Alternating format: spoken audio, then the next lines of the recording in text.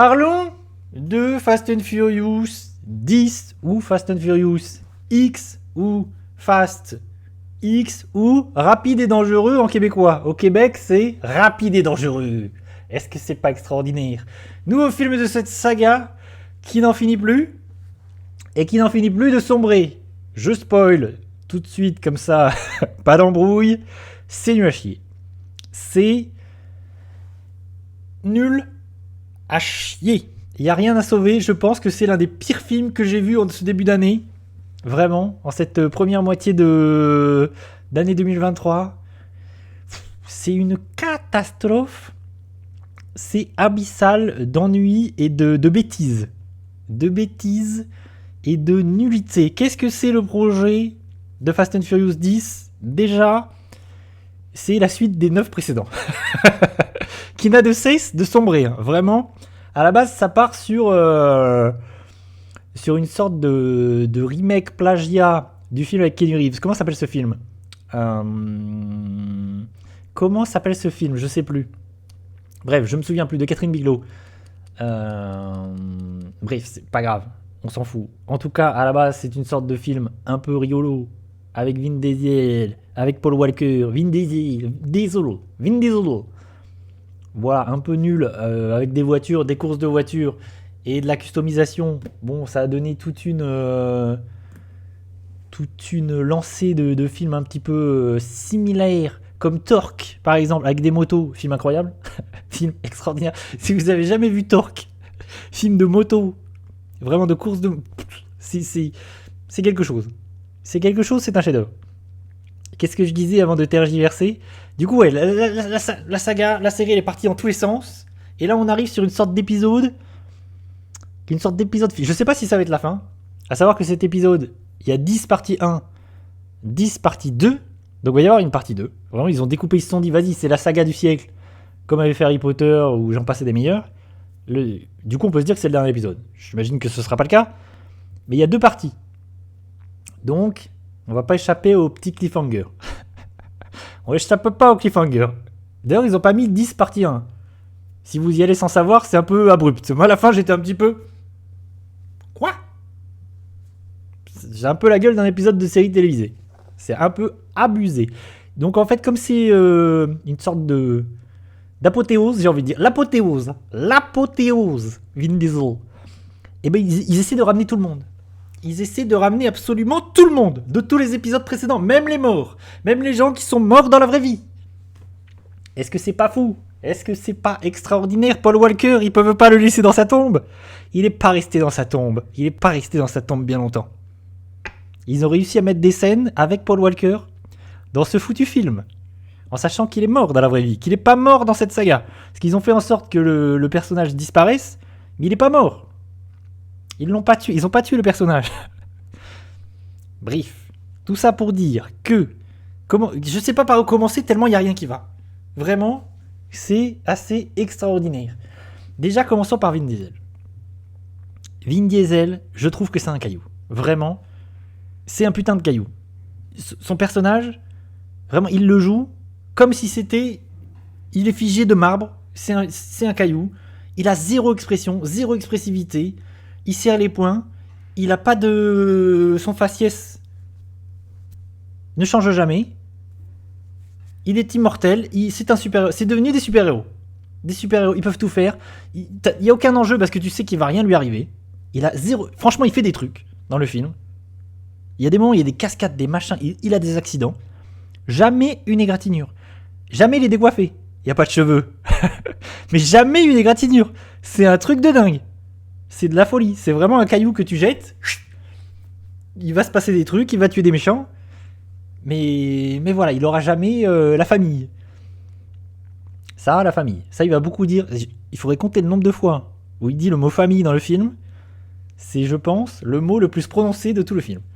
Ça, et ce qui est fou, c'est qu'en fait, parce que ça, on se moque beaucoup. La famille, nanani, mais en fait, c'est devenu une autoparodie. C'est devenu vraiment une parodie de soi-même. De vraiment, c'est Fast and Furious, c'est devenu sa propre parodie.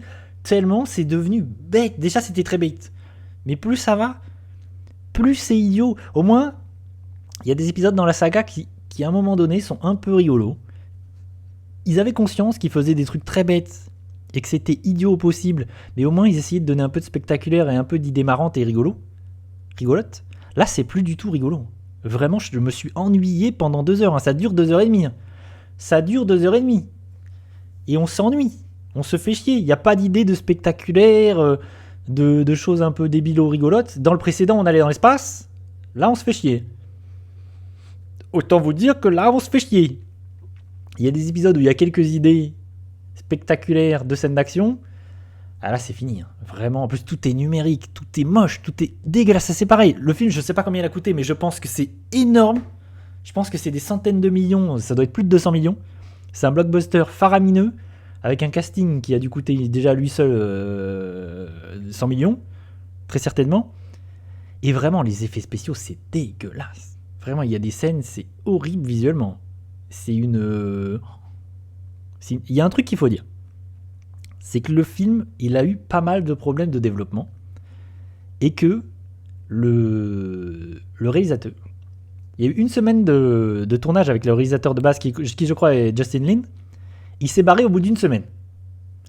Donc il y a un moment donné, ils ont tourné des scènes sans réalisateur. Ce qui est dingue. Vraiment, c'est dingo. Il y a des scènes qui ont été tournées sans réalisateur avant qu'ils trouvent un nouveau réalisateur. En la personne de Louis Leterrier. Petit français. Hein. Petit Frenchie à Hollywood. Et Louis Leterrier, qui c'est pour ceux qui ne savent pas, c'est le réalisateur de Transporteur 1 et 2, L'écurie Besson, tout ça. EuropaCorp. Et aux États-Unis, il a réalisé l'incroyable Hulk chez Marvel, avant le MCU. Le Choc des Titans, qui est une daube absolue, et Insaisissable, film un peu rigolo avec des magiciens qui font de la vraie magie. Enfin, des tours de magie débiles. Et il arrive là, vraiment, je pense que... il arrive là, il peut rien faire, le pauvre Louis Leterrier. Hein. Je pense qu'il peut rien faire du tout. Je pense que c'est la saga de Vin Diesel. Il a pas son mot à dire, il fallait juste un réalisateur. Il arrive là alors que déjà des trucs ont été tournés. Il arrive là, je pense, il est appelé, il a à peine 2 jours pour réfléchir. Enfin, c'est une dinguerie. Ceci explique cela, j'imagine, à certains moments, parce que vraiment, t'as l'impression que c'est fait par une IA. T'as l'impression que ce film est réalisé par une IA. Le scénario a été écrit par une IA. Ça, c'est absolument n'importe quoi. Donc le film ramène tout le monde. J'ai l'impression qu'en fait, il veut faire plaisir. C'est vraiment la fête, la famille. Il fait plaisir, il ramène tout le monde. Mais ça crée un énorme problème. C'est qu'il y a trop de personnages. Vraiment, c'est Game of Thrones. Le truc, c'est Game of Thrones. Il y a trop de personnages dans le film. C'est absolument hallucinant. Je sais pas. Déjà, on les voit sur l'affiche. Il y en a plus que sur l'affiche. C'est ça qu'il faut se dire. Parce qu'il y a des personnages qui sont un peu des surprises. On va revoir des personnages. C'est des surprises, on les voit 3 secondes. Mais ils sont là. Et vraiment, ils se sont dit, mais en fait, c'est trop le bordel. Il y a trop de persos. Il y a des persos qui sont là pour rien. Vraiment, il y a des arcs narratifs qui sont là absolument pour rien. Il y a des personnages, à un moment donné, il y a une scène avec des personnages qui vont dans un cybercafé. Pour rien en plus. Hein, parce que finalement, ça leur sert à rien. Tu te dis, mais pourquoi cette scène est là ? À quoi elle sert ? Il y a un personnage qui va prendre des gâteaux, des cheesecakes.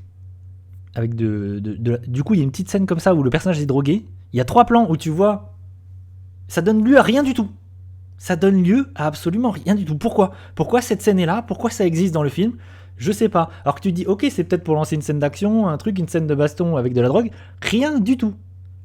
Je sais pas. Il y a des trucs comme ça dans le film, tu sais pas. Jason Statham, il est là dans le film. Mais pourquoi ? J'ai l'impression qu'il est juste là parce qu'il va avoir une importance dans la suite, dans partie 2. Sinon, il fait rien avancer dans le film. J'étais là, mais quoi ? Il y a des trucs, je comprends pas. Je sais pas ce qui va se passer. Et ça, il y a aussi ça comme problème. Parce que, ok, il y a trop de persos, c'est un problème. Vin Diesel, il est nul, c'est un problème. Mais à la fin, il y a un cliffhanger. Il y a un putain de cliffhanger. Vraiment, où on te fait croire, t'as l'impression que Vin Diesel va mourir. Ce qui est pas le cas, évidemment, il va pas mourir. Mais on essaye de te faire croire qu'il va mourir. Évidemment qu'il va pas mourir. C'est le héros de la saga, c'est un caillou. Un caillou, ça va pas mourir. C'est une certitude. Donc, non. Et on nous fait revenir des persos, je vous spoil. On voit The Rock 3 secondes. Voilà. Il y a The Rock 3 secondes, il va être dans la partie 2. Merci, au revoir. Super. Merci Fast and Furious. J'étais très content de savoir ça. Bref, ça aussi c'est à chier. Le fait est qu'il y ait beaucoup trop de persos, ça crée un truc aussi, c'est qu'il y a beaucoup de lieux dans le film. Ce qui fait qu'il y a beaucoup de scènes, introductives où on va avoir en grosses lettres le nom de la ville, le nom d'une ville, en mode paf, on est à Rome, paf, il y a un panneau, on est à Rome, il y a un plan d'ensemble. Il y en a énormément dans le film. Il y a énormément de paysages, de plans d'ensemble où on te dit bam, on est là. Et je pense que mis bout à bout, t'as 20 minutes de ça dans le film. C'est une dinguerie. J'étais là, mais. Et du coup, c'est hyper confus. C'est hyper confus parce qu'on va à droite, à gauche, il y a trop de persos, ça raconte rien du tout. Il y a son gamin qui se fait enlever. C'est ça le principe. Il y a son gamin qui se fait enlever. Du coup, il faut qu'il aille le sauver parce qu'il y a un grand méchant. Et là, j'arrive à un point positif. Le seul point positif que j'ai trouvé au film, c'est Jason Momoa. Jason Momoa, qui est l'antagoniste, qui incarne ici, dans le film, l'antagonisme principal, avant évidemment de retourner sa veste et de devenir le gentil peut-être dans les futures suites, parce que ça c'est un truc aussi de Fast and Furious. Pourquoi il y a autant de persos ? Parce que déjà personne ne meurt, la mort n'existe pas parce que les gens qui meurent ressuscitent par je ne sais quel moyen, donc tout le monde ressuscite, tous les personnages qui sont morts à l'écran sont revenus, sont ressuscités, même ceux qui sont morts dans la vraie vie, c'est ça qui est fou. Ils ont réussi à faire... Paul Walker, il est là. C'est quand même une dinguerie. Ça, c'est quand même foufou. Je suis sûr que dans le prochain, il va y avoir des scènes avec Paul Walker où c'est une doublure, c'est son frère, machin. Enfin, ça, c'est fou. Ça, c'est fou. Qu'est-ce que je dis ? Ouais, Jason Momoa. Jason Momoa, c'est le point positif du film parce que lui, il s'amuse. Lui, il fait n'importe quoi.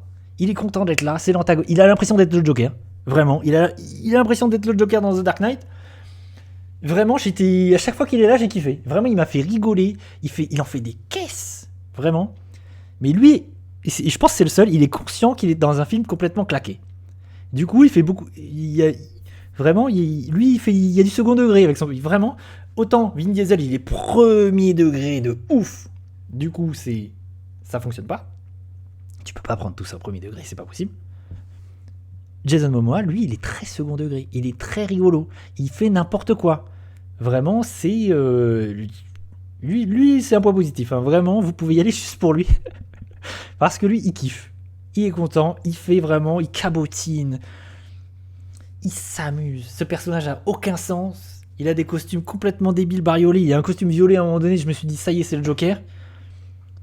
Vraiment, lui... pour lui, je mets un point au film.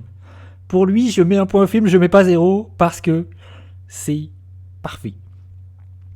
Qu'est-ce que j'ai d'autre ? Je disais que la mort, elle n'existe pas. Ils ont annihilé la mort, c'est pareil, la gravité. Bon, la gravité n'existe pas dans cet univers, la mort n'existe pas dans cet univers. C'est les spécificités de ce qui est devenu Fast and Furious. Et aussi, les voitures sont des objets, c'est ça. Maintenant, les voitures, c'est devenu... En fait, la voiture est devenue une arme de destruction massive, en fait. Les voitures sont devenues indestructibles, c'est des armes. Ils l'utilisent comme des armes, ils font les cascades de Maboule, la voiture n'explose jamais, la voiture ne se détruit jamais. Ils font tout et n'importe quoi avec des voitures, il n'y a plus de gravité, t'as l'impression qu'ils sont protégés. Une fois que t'es... En fait, dans cet univers, une fois que t'es dans une voiture, quel que soit ce qui va t'arriver dans la voiture, que tu tombes d'un avion, tu sois à côté d'une bombe atomique, tu sois expulsé, tout ce que tu veux, du moment que t'es dans la voiture, t'es pas mort. Du moment que t'es dans la voiture, t'es invincible. C'est la règle de cet univers. La voiture, c'est plus fort que tout. Même qu'à un moment donné, Vin Diesel dit... Attention, punchline. Tu as commis une erreur, c'est de me laisser ma voiture. La seule erreur que le méchant a commise, c'est de lui laisser sa voiture. Et comme Vin Diesel, il avait une voiture, il a pu casser la tête à tout le monde, parce que la voiture, c'est la bombe atomique. Quand t'as une voiture dans cet univers, t'as la bombe atomique en fait. Tu peux tout faire. Tu peux aller dans l'espace, tu peux tout faire, c'est merveilleux. Il y a un truc que j'ai pas dit. Il y a John Cena dans le film. C'était le méchant dans le précédent, John Cena. Et il nous ramenait John Cena de nulle part pour dire, en fait, Dominic Toretto, il a un frère, c'est John Cena, c'est le méchant. Dans cet épisode, il devient gentil. C'est ça aussi. C'est un peu rigolo. Parce que c'est un peu une sorte de shonen en fait. C'est un peu une sorte de shonen mais avec un caillou. C'est-à-dire que du coup Vin Diesel va faire venir le pouvoir de l'amitié quoi. Autour de lui, il va y avoir toute une famille, tout un groupe qui va se lier. Et même les méchants, c'est très shonen ça. Les méchants, c'est Vegeta, c'est tout ce que tu veux, Gaara, machin. Toute cette idée des méchants qui du coup, la force de l'amitié, le pouvoir de l'amitié et de l'amour, vont se lier d'amitié avec le perso et vont du coup devenir des personnages positifs. Du coup, John Cena devient un gentil et là, il est un personnage positif qui va aider Vin Diesel et sa famille. Il fait partie de la famille. Du coup, c'est un shonen un peu nul. Mais il y a un peu quelque chose du shonen là-dedans. Je pense qu'il y a un truc à creuser. Un shonen avec des voitures, quoi. Je pense que tu ferais un shonen où à la place des bateaux et des pirates, t'as des voitures et des cailloux. T'as Fast and Furious. C'est quand même pas mal. Et John Cena, bon, c'est spoiler, mais on s'en bat les steaks. Hein. John Cena se sacrifie. On sait même pas s'il est mort. Hein. Ça se trouve, il va revenir. Mais il fait genre, il se sacrifie dans le film. Et ça, c'est pareil, c'est d'une débilité. Parce qu'il se sacrifie absolument pour rien. Parce qu'en fait, tu te dis, je me suis dit à un moment donné, mais pourquoi tu t'es sacrifié? Il se jette avec sa voiture pour exploser, nanani. En fait, ça change rien. Je me suis dit, mais que tu te sacrifies ou pas, ça change que dalle. En fait, Vin Diesel, il s'en serait sorti, il a sa voiture, ça changeait absolument rien. En plus, ça marche pas du tout, t'as pas du tout d'émotion ou quoi. C'est juste débile et c'est juste nul. C'est juste éclaté au possible. Y a rien qui va. Voilà. Y a rien qui va dans Fast and Furious. Je vois même pas, parce qu'il y a des films de la saga où tu peux prendre un certain plaisir coupable. Vraiment, il y a des films où c'est débilo rigolo. Vraiment, il y a des trucs, en plus il y a des idées rigolotes, de catastrophes, de scènes d'action, vraiment de scènes d'action spectaculaires. Là, c'est pas du tout le cas. Vraiment, je trouve qu'il n'y a pas une seule scène d'action où on s'amuse. Il n'y a pas de scène d'action spectaculaire. Quand il y a des effets numériques, c'est horrible. Il y a des scènes de baston, elles sont éclatées. Il n'y a pas une scène de baston rigolote ou bien mise en scène. Vraiment, tu sens que ce pauvre Louis Leterrier, il a rien pu faire du tout. C'est terriblement fade et nul à chier. Vraiment, les gens qui viennent me dire que ok, tu poses ton cerveau, c'est rigolo, là c'est pas possible. Sur cet épisode, je trouve que c'est absolument impossible. Je me suis fait chier, pourtant je suis le premier à kiffer si c'est un peu rigolo débile. Mais là, c'est juste nul. C'est juste nul. Fast and Furious X, Fast and Furious 10, on attend la partie. Je vais aller voir la partie 2. Moi, j'ai ce cliffhanger, j'ai le suspense. Je sais même pas quand ça sort. Peut-être l'année prochaine. C'est pas impossible. Mais vraiment, je sais pas où ils vont avec cette saga. Franchement, je sais pas où ils vont. Est-ce qu'ils vont continuer comme ça à l'infini, Vin Diesel? Qu'est-ce que c'est le projet? C'est quoi le projet à un moment donné? Moi, en fait, j'aimerais bien qu'ils assument de ouf, à un moment donné, que c'est débile.